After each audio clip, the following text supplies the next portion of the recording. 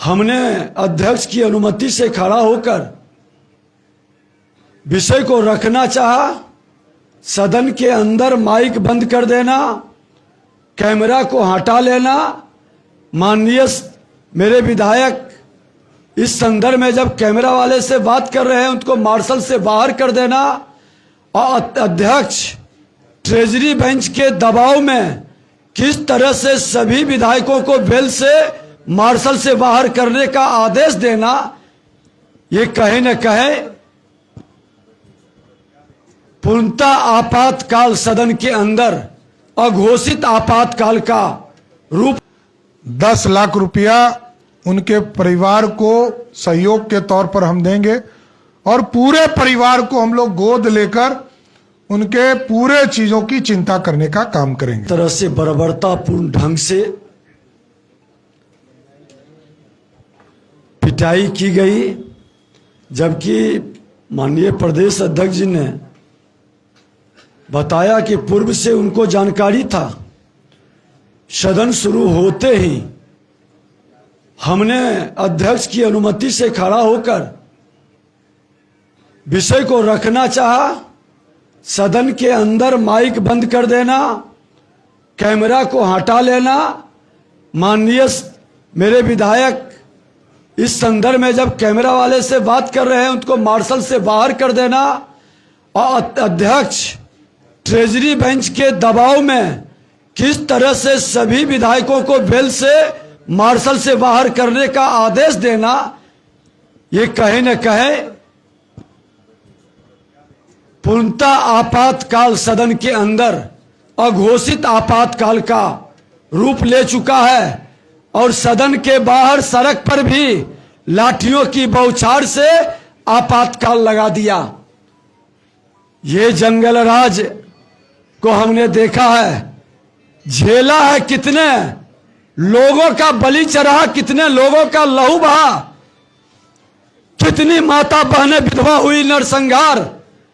और उस जंगल राज को मुख्यमंत्री नीतीश कुमार जी आपने जनता राज कहा। मैंने सदन में भी कहा था ये जनता राज नहीं, ये गुंडा राज है। और इन गुंडों ने आज जिस तरह से हमारे कार्यकर्ताओं पर लाठी बरसाकर आज उनकी जान ले ली, कई लोग घायल हो गए, इसका कीमत चुकाना पड़ेगा।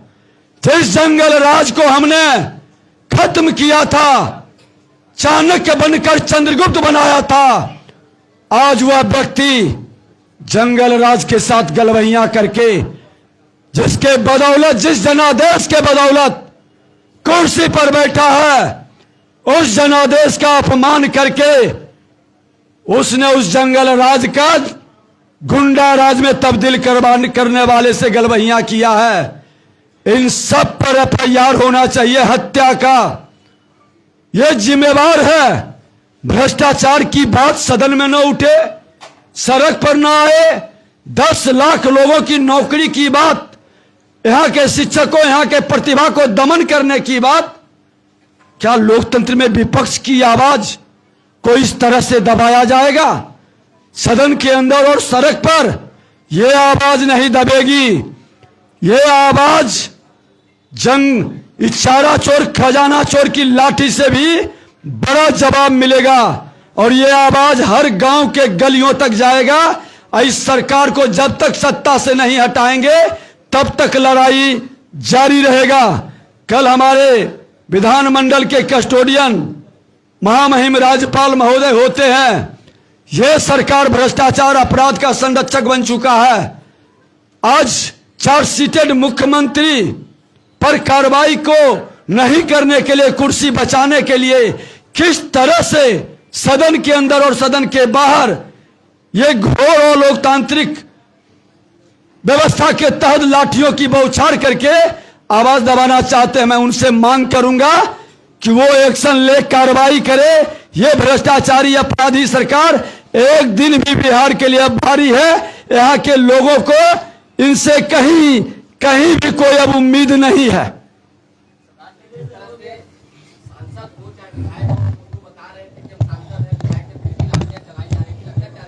नहीं, देखिए यहाँ पर विनय बिहारी जी खड़े हैं इसके बावजूद इनको इतना पीटा गया कि आप सोच नहीं सकते, ये तो गायक भी रहे हैं। कुछ नहीं है, ये लोग बेशर्म हो चुके हैं। ये लोग लोकतंत्र के हत्यारे हैं, भ्रष्टाचारी हैं। भ्रष्टाचार में 1700 करोड़ का पुल गिरा, एक एफआईआर नहीं हुआ। ये पूरी तरह बेशर्म हो चुके हैं।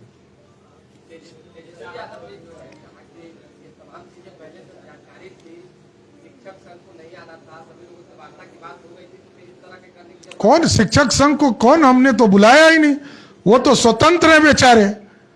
हमारे भारतीय जनता पार्टी के कार्यकर्ता ने यह मुद्दा उठाया है कि 10 लाख जो सरकारी नौकरी देना था वो जुमला निकल गया। तेजस्वी बाबू, आप तो जुमलेबाज हो गए। आप तो एक आदमी को नौकरी नहीं दे पाए, और जिसने एसटीटी की परीक्षा, टीईटी की परीक्षा पास करके आया, उसको कहा परीक्षा दो। अभी उसको 42,000 का तनख्वाह है, आपका तो 28,000 पे ज्वाइन करो और परीक्षा दो। अरे भैया, पहले परीक्षा जो पास करके आया उसको तो सीधी नियुक्ति देना चाहिए। इसलिए स्पष्ट है। और आज जो विजय सिंह जी की हत्या हुई, पूरे भारतीय जनता पार्टी के पूरे परिवार ने, उस परिवार के लिए 10 लाख रुपया उनके परिवार को सहयोग के तौर पर हम देंगे, और पूरे परिवार को हम लोग गोद लेकर उनके पूरे चीजों की चिंता करने का काम करेंगे।